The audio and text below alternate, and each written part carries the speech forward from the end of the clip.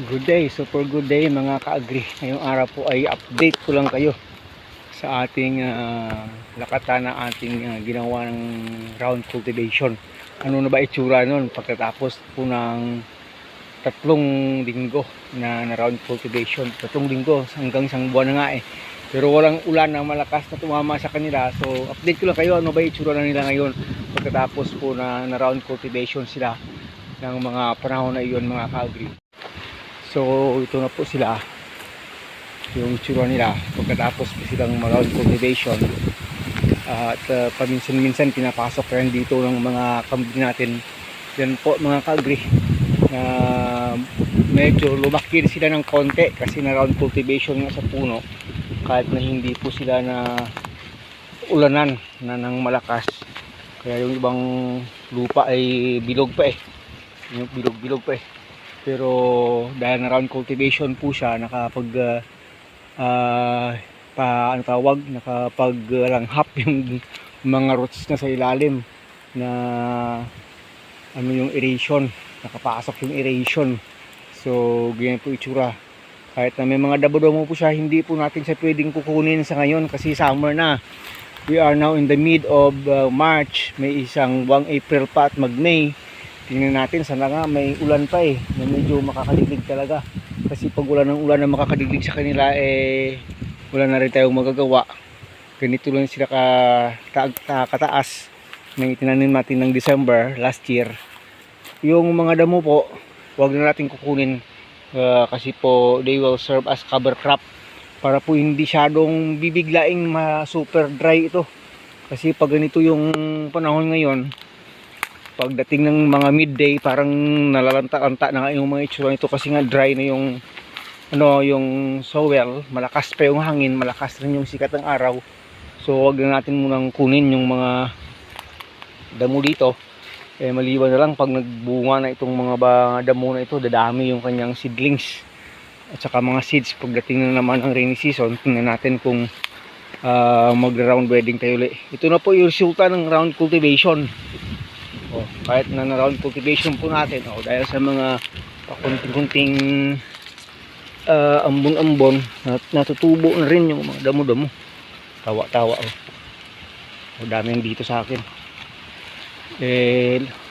Try nating mag manual wedding na rin ito someday pag talagang kailangan na kasi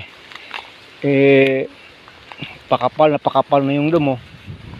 Pero yung lang natin dito sa puno sana wag lang dito sa puno, magsikip yung mga vines kunin ko na lang muna ito. Wag lang magsikip sa puno, pero wag lang masyadong kasi pag dito nakuha pa yan, mas mabilis po ma-dry talaga sa ilalim ng lupa. Lalo na ngayon wala na tayong tubig na pangdilig dito, talagang bahala na lang si Lord dito. Pag umulan okay pa rin yung magiging dating nito pag umulan pa. Nakapag-ulan last week, ambon-ambon lang pag dumaan yung sikat ng araw at saka malakas ang hangin, sa ngayon wala, mabilis lang ma-dry rin agad mga ka-agri. Pero ito yung itsura. Siguro po kung hindi po ito na round cultivation, hindi po ito hahantong sa ganito itsura. Hindi po siya talaga lalaki. Yung gaya po nito kalaki malamang parang ganito pala, parang hindi niya kalaki siguro kung hindi nag-ground cultivation. Pasalamat na tayo kasi itong area ay plain. Yung next na plan dito kasi magpapakanal kasi pag rainy season po may dito po nagpa-flooding ng konti. Hindi naman flooding, yung nagre-remain yung tubig. So talagang paggawaan natin ng kanal na naman yan dyan kasi hindi nakapagbalik yung ating tagapagkanal kasi may trabaho silang iba dyan sa ilalim. Nakapag drainage canal tayo sa sentro, natapos na sa Samuel yan, pero babalikan pa niya yan kasi hindi pa matapos, pati po yan dito mga ka-agri.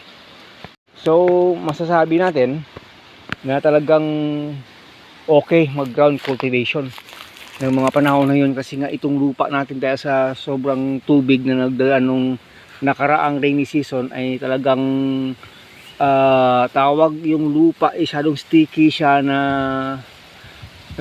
malagkit kasi more on siya clay dito. Kaya dapat talaga na round cultivation. Kaya medyo naka-recover siya. Pag hindi kasi nag-ground cultivation yung mga roots dyan talaga, hindi yan talaga makakahinga sa ilalim. Hindi po yan makakapaglanghap ng hangin at oxygen na kailangan niya sa ilalim para gaganda yung tubo. Pero sa ngayon naman, kulang na naman yung ulan. Ulan na naman yung kulang. Alam naman natin sa pagtatanim po natin mga ka-agri, dapat balance yun eh. Balance yung sunlight, balance yung, na rin yung tubig para makikita natin na talagang lalago yung ating mga lakatan. Nagkapaglagay na po tayo ng maraming goat manure dyan bago natin nag-ground cultivation, nasa ilalim na nga. At saka naglagay na tayo ng konting urea. Pero yun nga, ulan lang talaga yung kulang. Yung mukha niya kasi ganito pag umaga. Mukha niya kasi parang talagang gustong lumaki na eh. Parang gusto na talagang mag-take off. Yung problema lang, kulang siya sa tubig. So, yun yung ano niya, yung threat sa kanya. Pero yung ano lang natin kasi, tawag yung gusto lang natin kasing ma-achieve na after 1 month and a half from now, na magpapasok na ng May na sana may malakas ng ulan, hindi siya mamamatay. Yun lang po. Pero tingin ko hindi na po siya mamamatay talaga kasi may mga mahabang roots na ito. So, sure po tayo pagdating ng rainy season, pagdating po ng mga bear, may harvest rin yan dito, makakapag-harvest niyan dito. Sikapin po natin na mapaganda talaga bago po matapos itong year na ito ay makakapag-harvest tayo dito mga ka-agri. So from here, punta tayo sa ilalim kasi magkasabay lang yung tinanim dito sa ilalim.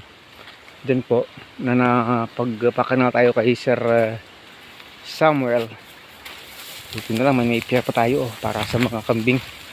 Yung tatayong nagkukumpayan dito sa kabila po tayo nagkukumpay. Yan po, ito yung previously pinagawa natin ng kanal. Dito rin yung sa sentro. At saka pagdating na po ng rainy season, hahanapin natin yung area na talagang yung tubig ay ayaw gumalaw o umalis or ano, kasi kailangan talaga ma-drain yun eh pag rainy season. Pag sobra sa ulan sa rainy season, ayaw na rin ng saging yan, hindi makakatakbo yung kanyang roots. Kaya po yan, sobra ng mabilis siyang lumaki oh. Halos 3 times siyang mas mataas kaysa iba dito na mga regular na mga itinanim. Ito rin yung kasabay na nag-ground cultivation tayo. Marami lang sana tayong pera eh. Paggawa na sana natin sa mga tao yan dyan eh. Kaso lang kahit may andyan na yung panggastos natin, hindi naman sila available dahil sa kanilang ibang ginagawa ngayon. Maybe next week, babalik sila dito. Yun na po itsura, yung tawag effect ng ground cultivation. Kung hindi tayo nag-ground cultivation, hindi po ma-achieve yung ganitong itsura ng saging natin. Malamang maliliit pa rin sila masyado kasi hindi makapag full swing yung roots sa ilalim. Yung tansya natin pagdating ng rainy season, bibiglain tayo sa paglaki nito mga ka-agri. Talagang bibigla siyang lumaki pag makapaghigop na ito ng maraming tubig pagdating ng rainy season. At update ko pa rin po kayo pagkatapos noon mga ka-agri na dumating na yung panahon kasi yan talagang gusto natin mangyari na maipakita sa inyo. So yun po, ito po yung effect ng pag-ground bedding. Maliliit sila pero iba, pero okay na. Talagang gusto na rin lumaki at makapagpatuloy din tayo sa pag-update din dito pagdating ng mga araw mga ka-agri. So yun, hindi na po natin talaga papatagalin yung ating video. Hanggang sa muli po, Agritechnics TV po. Maraming salamat po. God bless us all. Ingat-ingat lang. Sabay-sabay tayong umunlad mga ka-agri. Buong Pilipinas. Ito po, paglakatan yung ating gustong itanim. Ito po, nagsishare lang po tayo ng ating mga experiences dito. Hindi po tayo ganun ka-expert. Pero gusto natin ipakita sa inyo kung ano mga nangyayari dito. Yung tatay ang kukumpay ng napier. Matataas na yung napier dito eh. Yun po, sa ilalim pakita natin sa inyo yung tanim ng tatay dito kasi sumabay rin siya dito sa taas eh. Nagtanim rin siya. Yan po yung kanyang mga tanim dito.